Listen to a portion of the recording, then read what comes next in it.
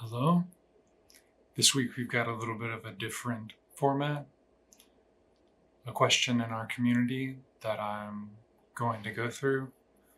And it's my hope and my intention that through exploring this together, that not only will the member who had this question benefit, but we can all benefit from working through this in real time. So this was a comment on my post from a couple weeks ago about how to know if it's ego that's working through us or if it's universe, God, spirit, our deeper essence self.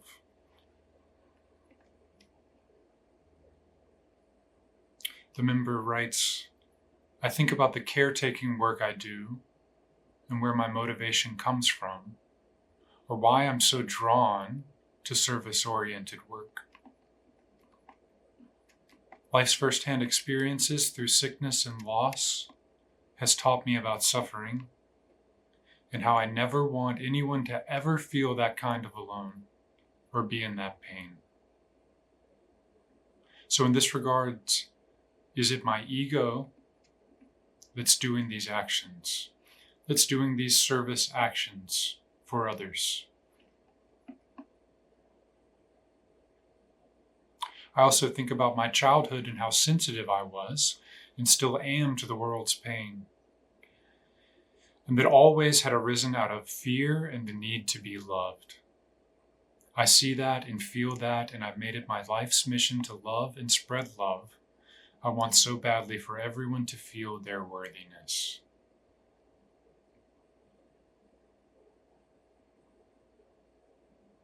Is this calling, are these actions coming from ego or coming from God, universe, spirit?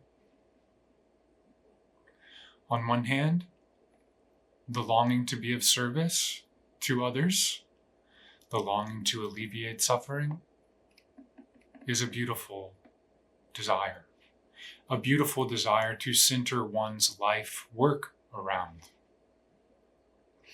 And from the level of form, from the level of the world, what better way could there be to live? But for our life to add value and worth and love and bring that energy into the world. So we're looking at two levels here. The level of form, the level of world. Form includes our life situation. Form includes what we do for work. Form includes my relationships, my job. Form includes everything that happens in the world. There's the form dimension, and then there's the deeper dimension of presence, consciousness, spaciousness, stillness, or the dimension of God, the universe. That deeper dimension beneath the form of everything in the world and beneath our own material form. So we're looking at this from two levels. The question of, is this coming from ego or coming from universe, God, is looking at these two different levels. Am I in these actions coming from form, from the contraction and identification with form, my own ego form, the form of others? Or is it coming from that deeper knowing that all ultimately is one? Underneath the form, there's a common vibration. What is ultimately listening in you is what's ultimately speaking in me. Ultimately, the help that we do for other people is helping the same person in another form. Or we could say helping the same being in another form. So how can we know whether our actions are coming from ego, coming from form, or coming from spirit, universe, consciousness? The member writes, I never want anyone to ever feel that kind of alone or be in that pain. On the level of form, there is aloneness and there is pain. On the level of form, that's one of the expressions that forms have. Wanting to alleviate the pain on the level of form is a beautiful longing. But when it's not informed by any deeper knowing, what is the state of consciousness that we're in while we're hoping to help alleviate the pain of someone else? Is it solely wrapped up in form? Is it coming solely from my identity as this body? And projecting and hoping that if I can help someone else get out of pain, it will make my form identity soothed, relaxed, and healed. Because my form identity will be able to be in the presence of that soothing or that healing. Beautiful. Beautiful to alleviate pain. But can our actions in the world be informed by a deeper knowing? Often we know if we're in front of somebody and we're helping somebody else, if our actions are future-based, looking to get them to somewhere else, we're relating from form. We're relating based out of the mind, based out of time, hoping that we can get them to the result that we think that they need. If it's coming from the formless dimension in us, if our actions are informed by the formless dimension in us, it's coming from presence. It's coming from a sense of attunement, alignment with the other form, with the life situation, with whatever is right now. And when actions are coming out of presence, we're not focusing on what is going to come from this action. The action is a fulfillment in and of itself. Flowing, effortless action, or actionless action, as they would say in Taoism or in the East. See if you can glimpse a little bit how the action coming from form, coming from ego, there's a contraction. There's a demand on this moment that it be other than it is. There's a lack of resolution here. I see the other person in pain, and I carry their lack of resolution, or maybe even the lack of resolution that I project onto them because I've been there. There's something wrong here. I'm relating to this moment only from the dimension where there's something wrong. I only know myself as form. I only know myself as mind, as conditioning. I'm not informed by any deeper knowing in this moment. If I'm informed by a deeper knowing in this moment, then even in the presence of suffering, whether that's external suffering in my life situation, someone else's life situation, or internal suffering, if I'm relating from the level of form, I'm relating from there's a problem here, and I don't have any space around that problem. I don't have any space for my feelings. I don't have any space for the other person's feelings. I don't have any space around my views, around the desire for relief, around there being a problem. This is relating from form. A lot of beautiful work can be done on the surface level of form when we're alleviating suffering or serving other forms. Yes, if someone is hungry and I give them food, it helps them. Even if I'm operating or helping from ego, it serves their form. Can be great help on the level of form, on the level of ego. But ultimately, does it help alleviate the suffering of the human condition, which is the suffering of the ego, the suffering of this contraction that I've identified with? No. Now, if the same action is there, someone needs food, and through this body, an action arises to give food to this other being, but it's informed from the knowing that there is a deeper dimension of sharing, a deeper dimension of life, a deeper dimension of presence here right now that is spontaneously arising this action that helps and serves this other being. That's action that's coming from a deeper knowing. our essence identity, beyond form. So can we hold both of those? Can we be big enough in our sense of self to hold both of those polarities? I recognize on the level of form that I can help someone to alleviate their suffering. Can I know that while I'm helping to alleviate their suffering, there's still space for me to be in touch with and to know that ultimately this moment is perfect as it is. This moment is fulfilled in and of itself as it is, even in the presence of there being suffering.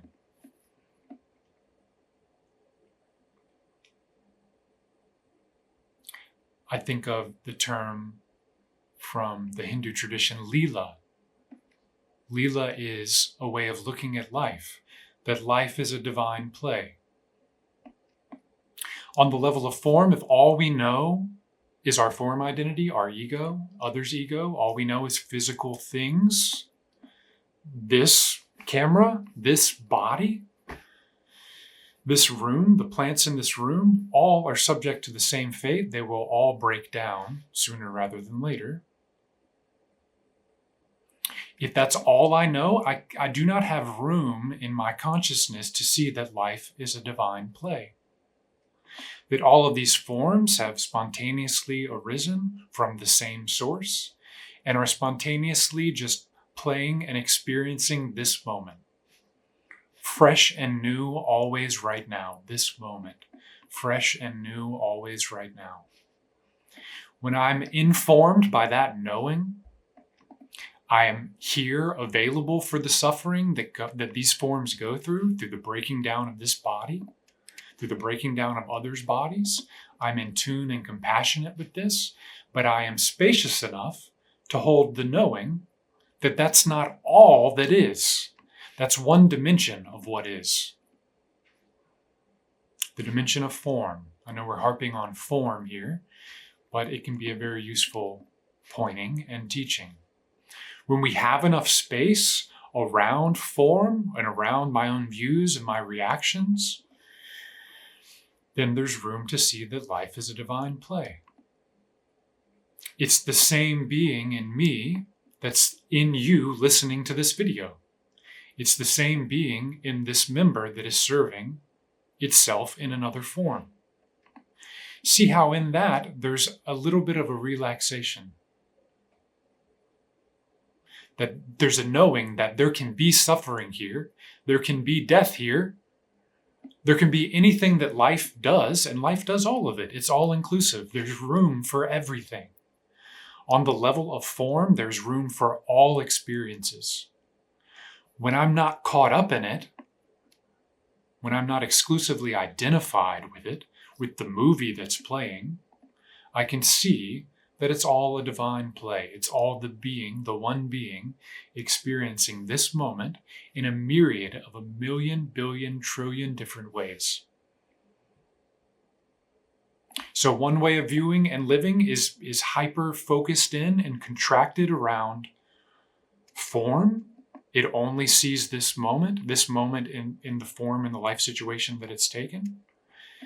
Where the ultimate view, the view from spirit, or God, sees a more aerial view of this moment as it is, just like we watch a movie. If I'm watching the movie and wholly wrapped up with the plot, losing myself in the character that I'm watching and the life events that are happening, there's immense suffering that can happen in a movie. If I take it to be ultimately the only reality, and I'm so fused and identifying with what's happening. But if I can watch the same movie, the same exact thing that's happening, the same exact plot, the same exact points, the same exact feelings, the same exact character, but from a higher vantage point or a truer vantage point, I can watch with a sense of relaxation, ease, presence, and fulfillment, regardless of what's happening on the screen. On one way, if I'm fused with this character, with my own views, with my conditioning, with my hopes, my fears, my desires, my needs, and I'm relating to others from my conditioning, relating to others from my hopes, my fears, my desires, my needs, projecting that onto the other, it seems very serious. And if the person that I'm helping doesn't get better or isn't helped by my help, what do I feel? I feel diminished. I feel something's wrong here. I wasn't able to help. I'm not living my mission. I'm not pure enough. I'm not there yet. Whatever the story may be that arises from that. But if the same situation can be happening, the same person is in front of us that we're serving, the same feelings are in this body that I'm feeling, the same stories in this mind that are the stories in this mind, but I'm able to watch from a different vantage point, even just have a little bit of my finger on the pulse of that, those actions can arise from a non-contracted state. Those actions can arise without me clinging to them and needing a particular outcome. The Bhagavad Gita, one of the first original spiritual teachings that comes out of India, one of the principal messages of the Bhagavad Gita is to act and to surrender the fruit of the action to God. What is that? That's what Taoism calls as effortless, as actionless action, personless action. Actions can flow from this body to the world without the contraction of needing an outcome from it. If actions can flow from this body to the world, there's a natural sense of relaxation and ease and fulfillment within the action.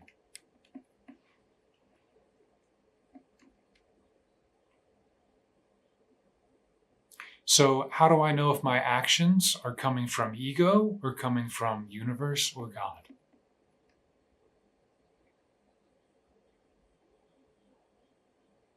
We could say, am I doing this action to get a particular outcome? Is it outcome focused? Then I'm doing it from the mind. It can be felt, if it's ego, as a subtle contraction in the body. This subtle sense of something's wrong here.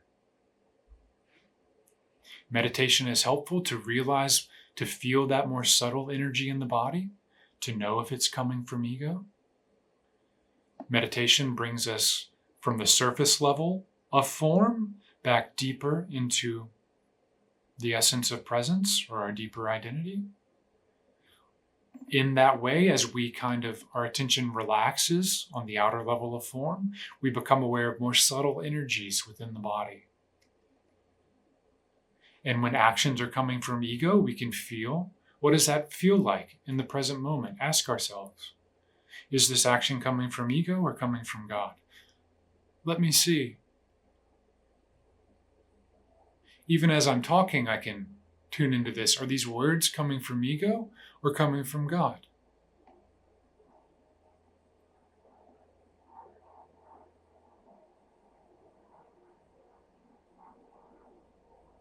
If these words are pre-rehearsed, pre-planned, they're looking to get an outcome, there's a contraction here. There's something not fulfilled yet. Something needs to happen. I need to get to this point. I need to speak with clarity. This message needs to get out. It needs to help somebody. Or I need to get this message over with so I can get back to my life, get back to my other life where I'm not here. Coming from ego. Subtle contraction, usually for me in the solar plexus, in the throat.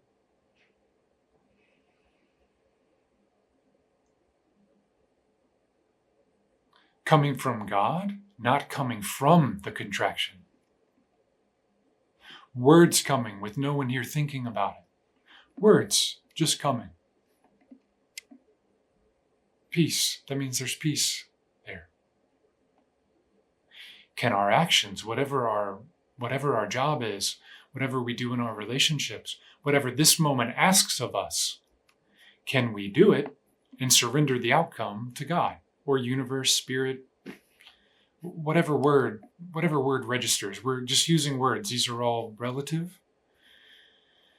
Don't get caught in the words. The words are pointing to a deeper dimension and message here.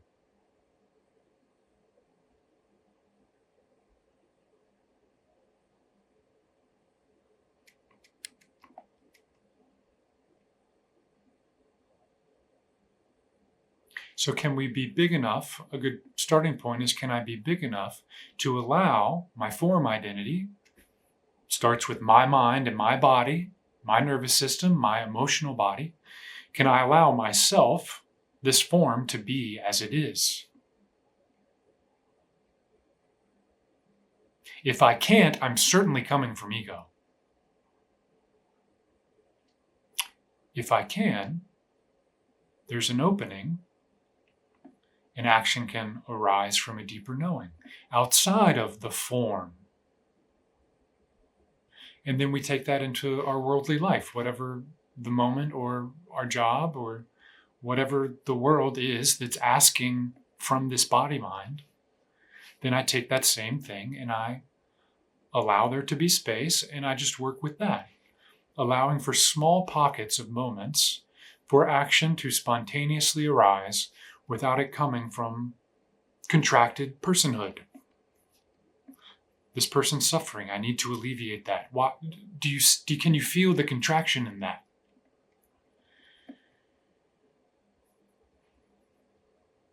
Versus there's suffering here.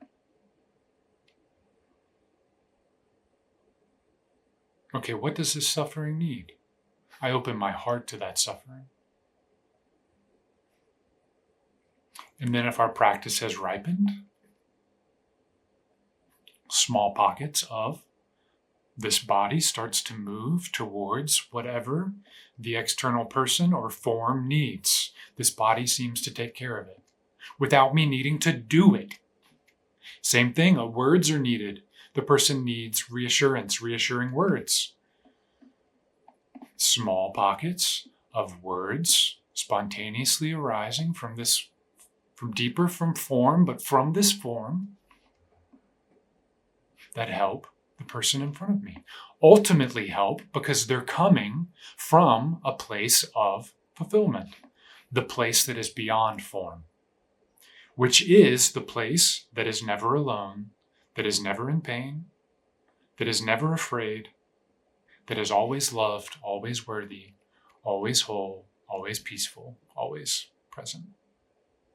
It is coming from the fulfilled state, from God, from universe. So this is a much longer video. Hopefully there's something in here that's given you, I don't want to say something to think about, something to play with. And if there are any questions, you can drop them in the comments below. I think we'll be using this format more. Maybe all the videos won't be necessarily 30 minutes, but when there are questions, we'll use this space as an opportunity to really dive in, because I think that's where I sense we can be the most truly of service here. That's where I sense my form identity, but also this deeper intuitive knowing senses that that's where this message needs to go. So we'll keep playing with that. Drop your questions or comments below. If you do really enjoy this format, please let us know. That will help us moving forward. And I love each of you. And thank you for being here. And have a beautiful day.